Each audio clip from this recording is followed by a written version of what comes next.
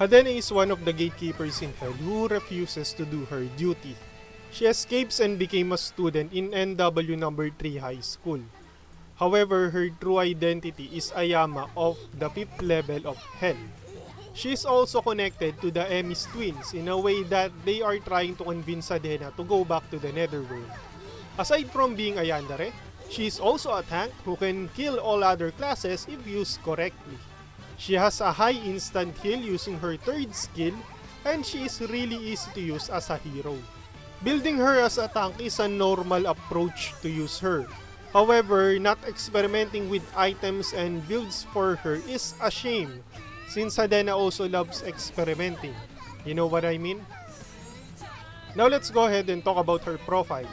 Her name is Hadenna. Her race is immortal. Her height is 164 centimeters and her weight is 44.4 kilograms. Her birthday is July 15. Her ID is a student at NW number 3 high school.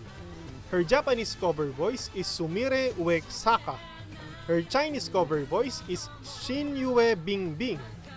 Sumire Uesaka is the voice cover of Shaltir in Overlord, and other characters such as this. There's too many to mention. Just like stated earlier, she is the Yama of the 5th level of Hell. She loves torturing and experimenting, especially when she is interrogating a prisoner or a resident in Hell. After leaving her duty, she disguises herself as a student. Her favorite class is biology and cutting-edge science and technology. She loves those classes because her mind always thinks of how she can use those technology when interrogating a person. She would get really excited during these classes that her teachers and her classmates will hear her menacing laughter. Her teachers and classmates are afraid of her, that they distance themselves around her. They also avoid telling Hadenna to pay attention in class. The reason was because anyone who have anything to do with Hadenna would often end up shivering in terror. It's like she has a menacing aura around her. Aside from this, Hadenna is also known as a very diligent student. She is outstanding both in abilities and she is really showing results. Despite being away from duty, she always reads the Netherworld weekly gossip to see how her disappearance affected the Netherworld. And surprisingly, it did have an impact in the Netherworld, to the point where they would even cover up the incident by saying that the Yama of the 5th level of Hell is on vacation. Hadenna's hobby includes reading sadistic mangas, and she really enjoys it that she would even let out a laugh. Not just any laugh, a sadistic laugh. Ever since coming to the mortal realm, Hadenna had been trying all different beverages. Like a kid going to a candy store and buying all of the candies there. She would ask Slash, you know, the eye with the sight, that creature, to buy her food and drinks. Her favorite drink is cola because, yeah, those reasons. She doesn't have any quotes or favorite words, but for the sake of the review, let's just mention a line that she said after drinking a cola. Carbonated beverages and sadism mangas. This is summertime. Now let's go ahead and talk about her skills and abilities. Her passive skill is called Side Slash. This provides Hadenna 20% longer attack range. Anyways, it provides a 20% longer attack range than other melee heroes. The third attack will apply a Soul Shock buff on enemy heroes and deals additional 160 plus 40% physical bonus as physical damage. Every level increases the damage by 10. Level 1 has 160 base damage and level 16 has 320 base damage. The duration of the skill is around 7 to 8 seconds upon testing it, since the duration of the buff is not included in the description. Also take note that you cannot actually see the debuff if you got hit by the skill. Now let's go and talk about her first active skill. Hadenna's first active skill is Soul Slash. Hadenna will charge forward the selected direction Enemies caught in the path will be hooked and damaged. It will also knock them at the end of the skill and will apply a soul shock effect. The base damage is 220 at level 1 and 470 at level 6, plus an additional 75% physical bonus as physical damage.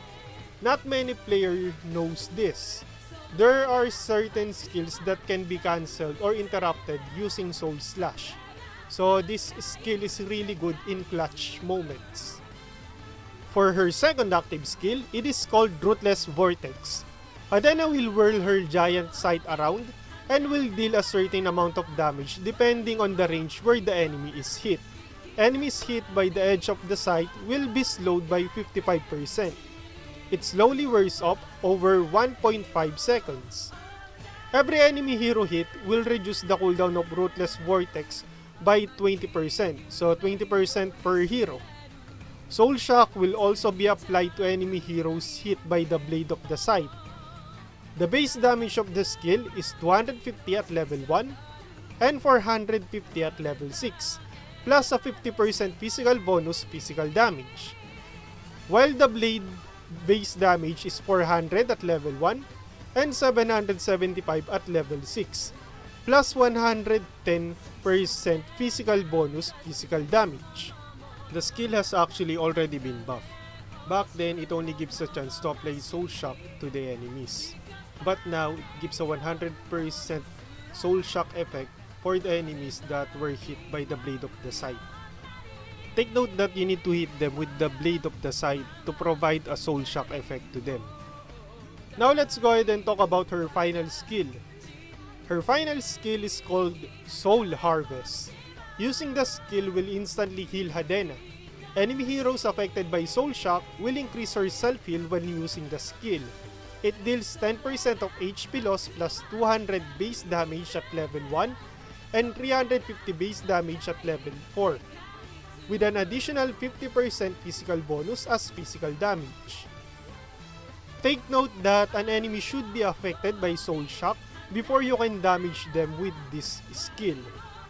Her base heal is 200 at level 1 and 350 at level 4, plus 4% of max HP.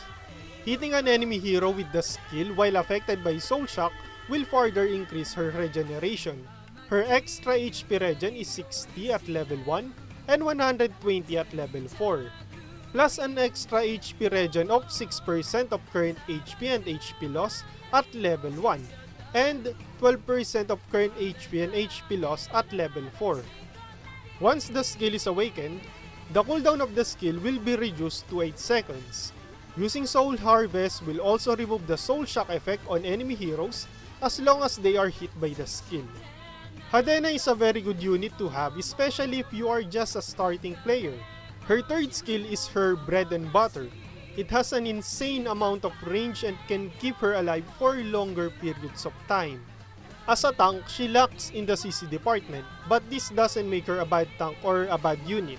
She is a good initiator as long as you also enter the clash once she initiates. Hadenna is one of the underrated characters in Extraordinary Ones because most people love using assassin and AD heroes. Probably like 50% of the community loves using assassin and AD heroes. However, the good thing about Hadenna is that she is an all-rounder. She can technically counter all other classes as long as you experiment with her builds. The part where you will probably struggle is during the early game. However, this only applies to those who don't know how to use her or if you are building her as a pure tank. Because, tanks do less damage to heroes and mobs. Hey guys, thank you for watching and I hope you enjoyed this hero review. So if you like it, give it a like and don't forget to subscribe to my channel for more hero reviews. See you guys next time and yeah, happy gaming!